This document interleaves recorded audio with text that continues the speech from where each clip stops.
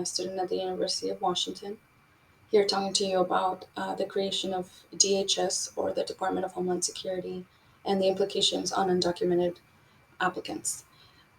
So, the Department of Homeland Security was created 11 days after the 9/11 terrorist attacks.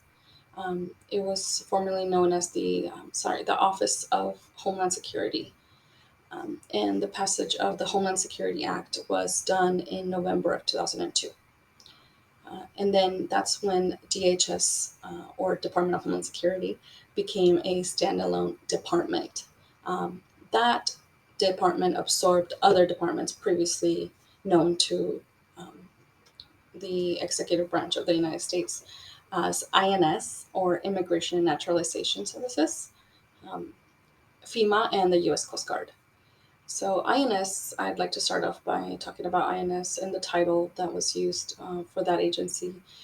They processed applications for uh, legal permanent residence, employment authorization, and naturalization, which is in the title of the department.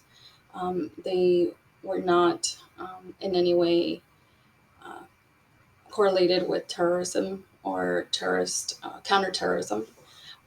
But DHS is, especially because it was created after 9/11.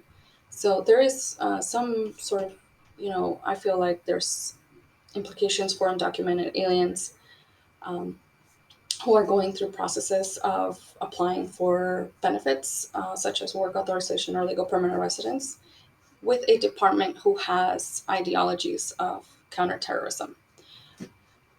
A lot of these applications are straightforward. They are not done by people who are terrorists, and have no correlation to that. So the Department of Homeland Security issued policies and rules for adjudicating these applications with biometrics appointments. So biometrics appointments are done for people to take their fingerprints and their picture of their face for them to run the information through databases. So a lot of the uh, ideologies behind DHS is to find terrorists and to kind of weed out the applicants who don't qualify for relief, and then possibly serve them with a notice to appear or an NTA to initiate removal proceedings or deportation proceedings. And so what happens is that, if officers are trained in a certain way, or are taught, about, immigrants are bad people, or immigrants are terrorists, that creates, a sense of attack on people who are none of those things, and who simply just want to apply and get status here in the United States, to work legally, to create a life for them and their family, or to who are seeking, asylum or refugee status in the United States. So a lot of the times, discretionary applications such as provisional waivers and U visas are backlogged, especially with the pandemic. So the waivers, provisional waivers, which is a form I-601A, they were previously taking 6 months to 9 months to process, to adjudicate from start to finish, and now they are taking 4 years.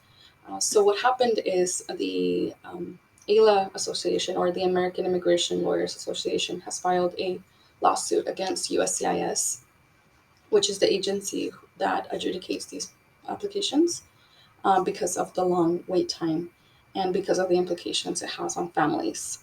So these applicants for these discretionary applications don't have the option to work or get an authorization for work here in the United States. One of the things in the lawsuit is that they're either seeking for USCIS to, finish adjudicating these applications in a good, timely manner, or to offer a category for these applicants to work legally in the United States. So it doesn't just affect the immigrant, it affects their families, and it affects their families in their native countries as well, if they have any. And it also affects their, employment opportunities, their living opportunities, their children's education, and basically their self esteem and their self worth. And so I want to focus on this on my paper, is that the DHS being so close, created for counterterrorism, it's kind of like a conflict of interest when they deal with applicants who are not terrorists, but who are treated like they are terrorists, or who are treated like they are in their country to do bad things. Most of the people, they are not, simply by looking at the data. So thank you so much for listening.